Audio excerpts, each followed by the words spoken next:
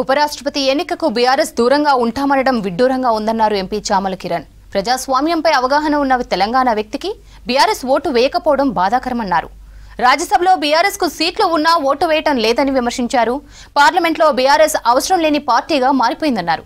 BRS లో తెలంగాణ తత్వం లేదనే విషయాన్ని ప్రజలు గుర్తించాలన్నారు ఎంపీ చామల కిరణ్ కుమార్ రెడ్డి. రాష్ట్రపతి ఎన్నికలలో కూడా మేము చాలా రోజులు ఆలోచించినాం. ఇక మాకు అర్థమైంది, మేము వేయకపోతేనే మంచిది, వేయాలంటే ఎవడు మంచోడు లేడు, ఆ నోటా ఉంటే నోటాకి వేద్దాం కానీ నోటా లేదట, నోటా లేదు కాబట్టి మా వాటా లేదంటుండ ఆయన. మరి నోటా లేని నీ వాటా లేకపోతే ఏ రాజకీయాలకు సంబంధం లేనిది ఒక మాజీ జస్టిస్గా ఉన్నటువంటి సుదర్శన్ రెడ్డి గారు కాంగ్రెస్ పార్టీ కాదు, బీఆర్ఎస్ పార్టీ కాదు, బీజేపీ పార్టీ కాదు, ఎంఐఎం పార్టీ కాదు, తెలంగాణలో ఏ పార్టీ కాదు ఆయనకున్న అర్హత తెలంగాణ బిడ్డ.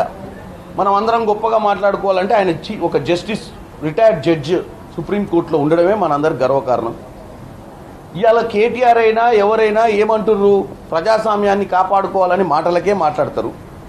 రాజ్యాంగాన్ని ప్రజాస్వామ్యాన్ని కాపాడాలనుకున్నప్పుడు ఈ రెండింటిని కాపాడే శక్తి, ఈ రెండింటి గురించి అవగాహన ఉన్న వ్యక్తి సుదర్శన్ రెడ్డి. ఎందుకంటే చదువుకున్నోడు, చట్టాలు తెలిసినోడు.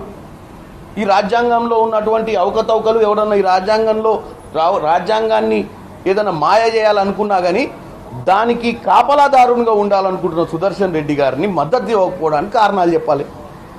తెలంగాణ రాష్ట్రీయ సమితిని భారతీయ రాష్ట్రీయ సమితి చేసుకున్నప్పుడే మనకు అర్థమైంది ఇక తెలంగాణకు వాళ్ళకు పీడుకోలు వలికిరని. ఇక తెలంగాణకు ఇప్పుడున్న కేసీఆర్ పార్టీకి సంబంధం లేదనే భారతీయ రాష్ట్రీయ సమితి అని పెట్టుకురు. దాన్ని గమనించే ప్రజలు గుండు సున్నా ఇచ్చిర్రు పార్లమెంట్లో. ఇప్పుడు లోక్సభలో గుండు సున్నా ఉంది, ఓట్లేనికి ఓడలేడు. లోక్సభలో ఉన్న ముగ్గురు రాజ్యసభలో కూడా మేము ఏతలేమంటే అర్థం చేసుకోండి వీళ్ళకి రాజకీయాలతో సంబంధం ఉందా. బీఆర్ఎస్ పార్టీ ఈరోజు ఓట్లేకపోకుండా ఇంట్లో దాక్కుంటామంటే అర్థం చేసుకోవాల్సింది మనం ఏంటంటే వీళ్ళకు రాజకీయాలకు కనెక్షన్ లేకుండా అయిపోయారు.